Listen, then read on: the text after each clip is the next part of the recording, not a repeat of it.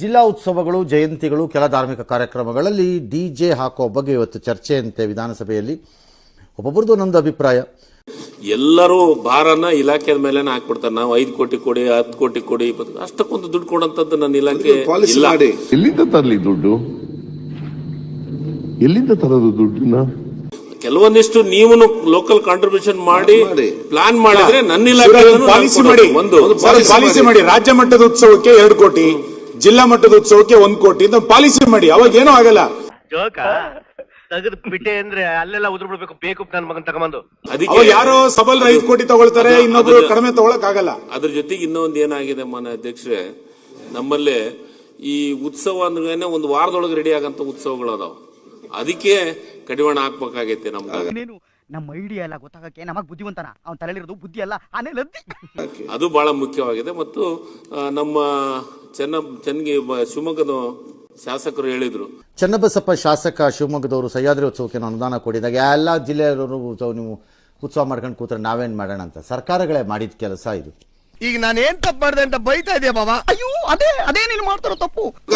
ಸಂಸ್ಕೃತಿ ಇಲಾಖೆಯಲ್ಲಿ ಬಜೆಟ್ ಏನಿದೆ ಅಲ್ಲ, ಆ ಬಜೆಟ್ ಎಲ್ಲಿ ಹೋಗ್ತೈತಿ ನೀವು ನೋಡ್ರಿ.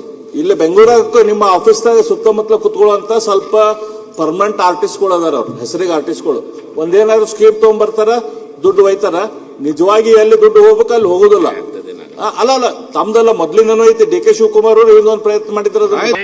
ಮೆತ್ತಗ್ ಮಾತಾಡ್ಲಾ, ಯಾರ ಕೇಳಿಸ್ಕೊಂಡ್ಬಿಟ್ರೆ ಮತ್ ಹೇಳಿ ಅಂತ ದಡ್ಡನ್ ಮಕ್ಳು ಅಂತ ನಗ್ಬಿಟ್ಟಾರು.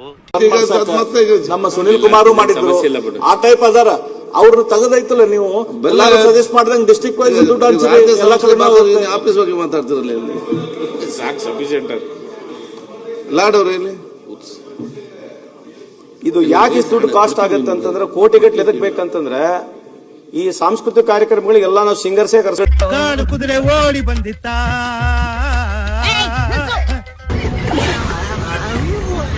ನೀವೇ ಮಾಡಿದ್ದಿದ್ದು. ಕಂಡು ಕಡೆ ನಿಮ್ಮ ರಾಜಕೀಯ ತೆವಲು ತೀರಿಸ್ಕೊಳ್ಳೋಕ್ಕೆ ಉತ್ಸವಗಳನ್ನು ಮಾಡಿದ್ರಿ. ಅದರ ಪರಿಣಾಮ ಎಲ್ಲ ಕಡೆ ಶುರುವಾಯ್ತದು ಅಷ್ಟೇ. ಈಗ ಇತಿಮಿತಿಲಾಗಲಿ ನೋಡೋಣ ಅಂತ ಹೊಂದಿದ್ದಾರೆ. ಹಂಗಾಗಲ್ಲ, ಅದಕ್ಕೊಂದು ಪಾಲಿಸಿ ಮಾಡ್ಕೊಳ್ಳಿ. ಜಿಲ್ಲಾ ಉತ್ಸವಗಳನ್ನು ಯಾರೇ ಮಾಡಿದರೂ ಇಷ್ಟು ಕೊಡ್ತೀವಿ ಅಂತ. ಒಂದೊಂದು ಉತ್ಸವಕ್ಕೆ ಒಂದು ಕಡೆ ಸುಣ್ಣ, ಒಂದು ಕಡೆ ಬೆಣ್ಣೆ ಮಾಡಬೇಡಿ. ಒಳ್ಳೇದು ಮಾಡ್ತದ ಜನ್ಮಕ್ಕೆ ಹೋಗೋ. ಬೇರೆ ಬೇರೆ ತರದ್ದು ಆರ್ಟಿಸ್ಟ್ಗಳನ್ನ ಕರೆಸಿದ್ರೆ ಆ ಕಾಸ್ಟ್ ಜಾಸ್ತಿ ಇದೆ. ನೀವು ಬರೀ ಸಾಂಸ್ಕೃತಿಕ ಕಾರ್ಯಕ್ರಮ ಮಾಡಿದ್ರೆ ಅಷ್ಟು ಕಾಸ್ಟ್ ಆಗಲ್ಲ. ಒಂದು ಇನ್ನೊಂದು ಸಚಿವರೇ ಇದು ಎಲ್ಲಾ ಜಯಂತಿಗಳಲ್ಲಿ ಡಿಜೆ ಒಂದು ಬಹಳ ದೊಡ್ಡ ಪ್ರಾಬ್ಲಮ್ ಆಗ್ಬಿಟ್ಟಿದೆ. ರಾಜಕೀಯವಾಗಿ ನಾವೆಲ್ಲ ವಿಚಾರ ಮಾಡಬೇಕಿದು.